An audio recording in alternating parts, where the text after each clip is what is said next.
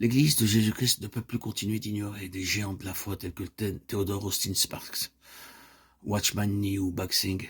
Ce serait se priver d'une immense bénédiction pour sa vie personnelle. Les sermons et les écrits qu'ils ont laissés témoignent de la spiritualité exceptionnelle de ces hommes qui ont marqué le XXe siècle. Theodore Austin Sparks, né en 1889 et parti de ce monde physique en 1971, eut un ministère rayonnant à Norwalk, en Angleterre. Bien qu'il ait toujours désiré rester dans l'ombre pour mieux faire valoir la personne glorieuse de Jésus-Christ, il nous a paru bon de remettre à la portée du peuple de Dieu cet audio remarquable sur l'agneau de Dieu.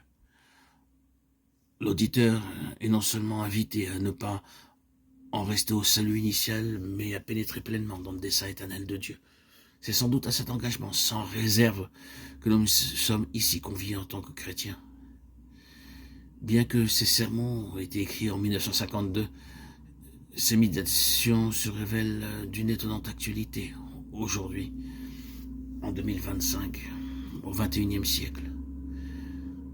Elles répondront sans conteste aux besoins qu'éprouvent bon nombre de chrétiens de posséder un ancrage solide dans la foi capable de résister à la montée du mal et aux tempêtes qui vont bientôt s'abattre sur notre monde. Si nous tenons compte de la révélation complète qui nous a été donnée sur la signification de l'agneau, alors nous commencerons à comprendre qui sont ces compagnons de l'agneau, ceux qui le suivent partout où il va.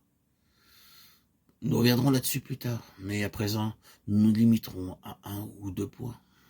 Ces gens font avant tout le plaisir de Dieu, d'une manière toute particulière. Ce qui compte plus que tout, c'est que Dieu soit satisfait. Ils ont offert à Dieu l'héritage qu'ils cherchent dans les saints. Ils ont répondu aux exigences de Dieu, et ceci a du poids. Ce n'est pas une petite chose pour Dieu lorsqu'il obtient ce que son cœur désire si ardemment. Dieu est comblé. Voilà ce que représentent vraiment ces gens. Mais passons maintenant à un fait marquant. Ils chantent, et notez bien la description de leur chant, comme le bruit de grosses eaux, comme le bruit d'un grand tonnerre. Quelle ampleur! La voix que j'entendis était comme celle de joueurs de harpe, jouant de leur harpe. Et ils chantent un cantique nouveau devant le trône. Qu'y a-t-il de remarquable dans ce verset? Ces gens-là ont connu la souffrance de manière extraordinaire. Ils ont marché avec l'agneau, ce qui entraîne automatiquement une vie de souffrance et de sacrifice.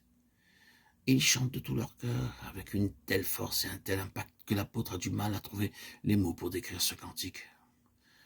Quel est le sens de cette scène? Ils ont compris que toutes ces souffrances en valaient infiniment la peine. Ils ont finalement reconnu que le Seigneur n'avait rien contre eux, comme ils avaient été tentés de le croire. Après tout cela, n'avait aucun rapport avec la panoplie d'arguments que l'ennemi leur servait pour expliquer leur souffrance. Certes non, car tout cela avait une portée et une valeur inestimable. Je sais qu'il y a des gens qui chantent pour se donner du courage. Ma foi, d'autres chantent peut-être sans but précis, mais ceux dont il s'agit ici ne chantent pas sans raison ni sans but. Ils chantent à présent parce qu'ils sont pleinement satisfaits des voix du Seigneur. Tel est de toute évidence le sens de ce passage. Ils suivent l'agneau, ils sont engagés à fond dans le chemin de la croix. Et ceux qui ont connu les profondeurs de la croix et des souffrances de Christ sont ceux qui chantent le plus fort dans l'éternité. À travers la souffrance, ils ont découvert la plénitude de l'amour de Dieu. Ils chantent devant le trône